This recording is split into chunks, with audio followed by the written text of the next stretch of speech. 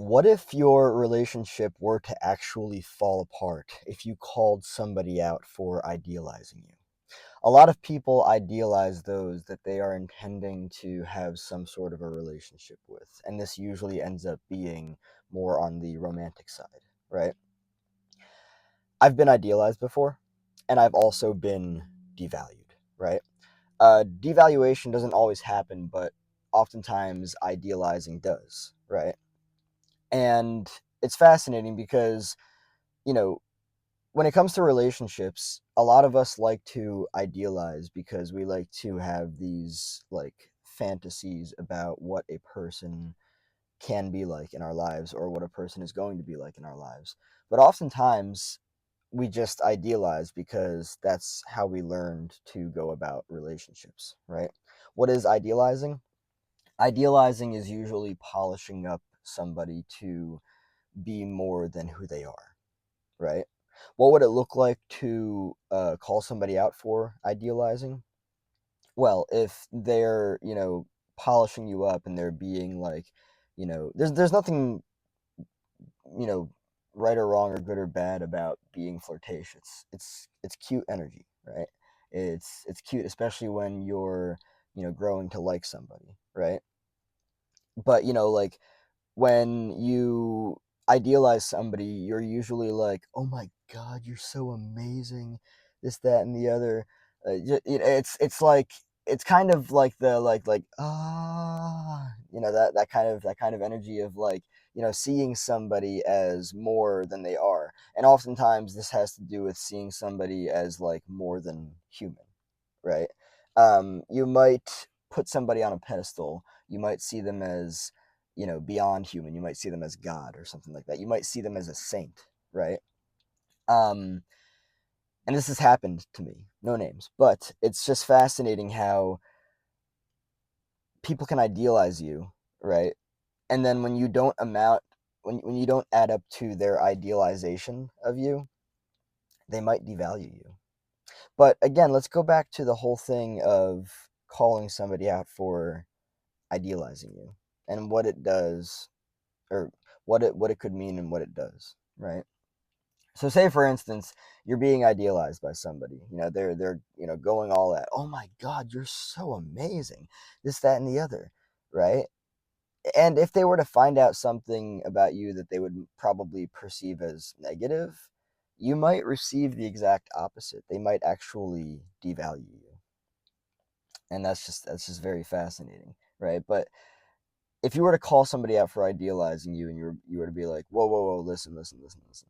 I understand that you like me. I'm human. I'm going to disappoint you. I'm going to do things that you probably don't like. There are two sides to this coin, right? And now that's the fascinating thing that I talk about, there being two sides to this coin, because idealization usually comes from black or white thinking. You're either this or you're that. You're either all good or you're all bad, which hence, you have the idealization, but then you also have the devaluation. People that are more caught up in the stagnation of infancy, that see things in much more of a black or white way, um, they tend to idealize and devalue. People that are emotionally mature, they'll like you, right? But they'll also understand, yeah, this is a human.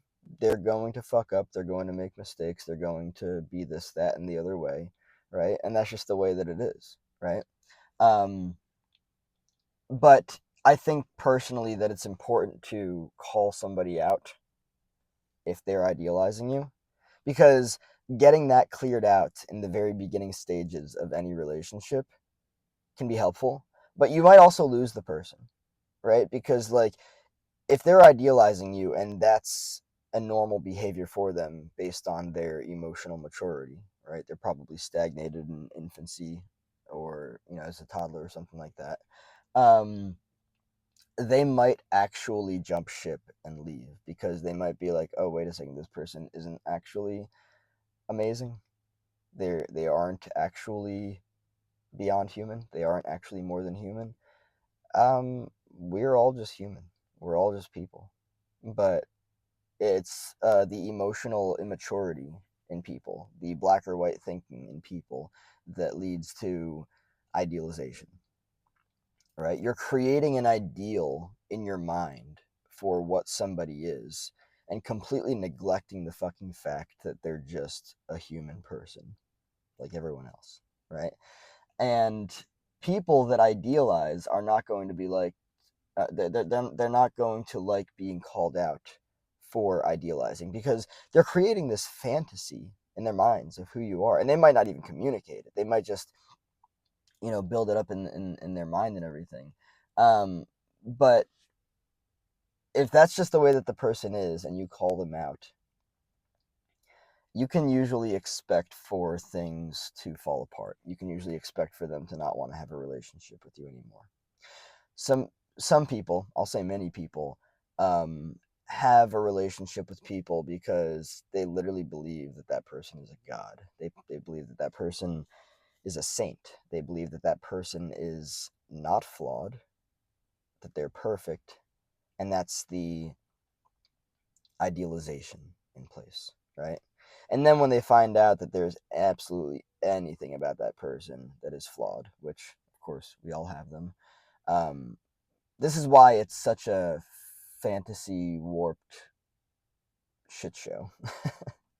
Because we're all just human, you know? None of us are perfect. None of us have, you know, these perfect attributions, these perfect characteristics. So it would probably both piss off and confuse a person that idealizes to be caught in their tracks, to be stopped in their tracks, and to be corrected. Hey, listen, you're idealizing me. I'm a human person. I'm not perfect. I'm not God. I'm not a saint. I have my flaws, this, that, and the other. And you know, it might kind of like wake the person up and have the person be like, "Oh, all right, fine, bye." you know, um, Idealization is not a healthy thing. Seeing a and that's the challenge too, because like when it comes to um relationships, people that idealize, they idealize because I mean, one, I've been here before. I've done it. It's kind of fun. It's kind of exciting. You're seeing somebody as more than they are, right? It's like a rush. It's a magic ride, and you're just painting them to be, like for instance, if it's a woman, right? It's just a woman, but no, you're painting them to be a goddess. You're painting them to be, just as an example, Medusa, right? Um, there's something about Medusa that I just think is interesting and sexy, and just like totally like she's a very interesting character.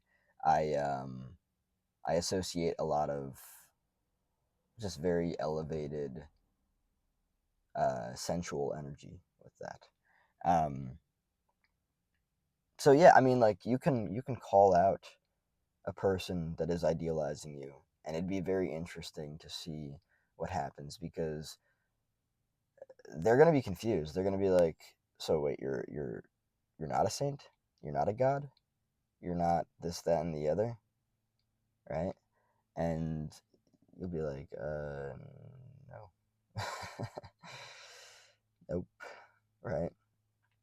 And they probably won't like it because they'll be like, "But I thought that you were this, that, and the other, and I thought that you were more human, or I thought that you were more than human. I thought that you were a saint. I thought that you were a god. I thought you were this, that, and the other." No, I'm just a human person. That's it. I'm cool. I am cool. I'm awesome. But I'm not beyond human, you know? I just imagine them throwing a fucking fit. Um, and let me make this very clear. Throughout my entire life, I've been very used to idealizing people. That has been dynamics of emotional immaturity in me. Looking for perfection in individuals, not being attracted to people in general if they don't appear as more than human, more than people to me, right? Um, Now, don't get me wrong, it's important to have standards and don't just set yourself up with shitheads because there are shitheads out there. Um, and my relationships have gotten drastically better because I've cut people out of my life and I've made space for people that are actually healthy and people that actually value me as a human. Um, but catching the idealization is important because if you don't, there's a possibility that you might find down the line that this person has idealized you, and then when they find out something about you that they don't like, see that's the thing. Let me end off with this. When somebody idealizes you, they're creating an imbalance. They're cutting out the fact that you are a flawed human being, right? And with that, they're a lot less likely to see that there are both opposing qualities in you. I don't even like to call them good or bad. The things, I mean, don't get me wrong, there's a fine line, right? You can do absolutely horrific things as a person, but like, you know, somebody might not like that you fart. I don't know, right? Somebody might not like that you do this, that, and the other. It's not attractive. You can do things that don't smell good, right? You could not smell good, right? Um, but this is just why it's important to have the reminder that we're all just people, right? We're not perfect.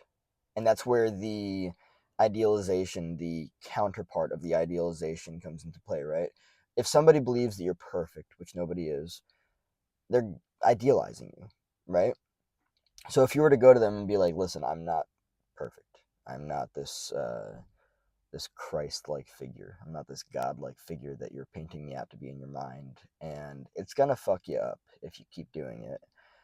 It's gonna lead you to believe that I'm somebody that I'm not, and that's just the reality of it, right? So catching it early on, understanding that some people might actually leave because they're like, "Damn it, I thought you were perfect. What the fuck?" Right? And then they're just gonna be pissed, and then they're gonna leave, and then they're gonna find somebody else to idealize, even though it's not an accurate way of looking at anybody, because nobody is all good, nobody is all bad. People have both parts of things that people would like and dislike, and it's not even a matter of being good or bad, or these things being good or bad. You're going to find things in people that you like, and you're going to find things in people that you don't like. Understanding that people present polarized characteristics, things that you like, things that you don't like, opposing characteristics, is the balance here, right? One day somebody might forget to brush their teeth, or they might not have time, and their breath might smell like a fucking sewage system. It's not fun, but understanding that it's just one time and it's not the way that they are, and that's not their consistent behavior, and you don't have to fucking devalue them because they smell like shit. They're just a person that didn't have time to brush their teeth. Always make time to brush your teeth, by the way. We don't want smelly breath out there. Or just put some fucking gum in your mouth, put some, you know, well, that sounds weird. Put some, there we go. I think about that movie where I think it was Jim Carrey, where he went to put breath spray in his mouth and he ended up spraying somebody else in the face. It's funny as shit. Um, but yeah, if somebody idealizes you, I'll end off with this. If somebody idealizes you, I'd be very careful with it, and I would try to address it earlier than later. You'll risk them leaving, which is fine because they are emotionally immature. Doesn't make them bad. Um, doesn't make them wrong. It's just the way that they are, and that's just the way that they approach relationships. Sorry, I've got something in my eye. um, that's just the way that they are. Either call them out and maybe things will change. Not likely, but find people that are healthy, people that see a balanced dynamic in individuals and understand that we are both and not just this or that.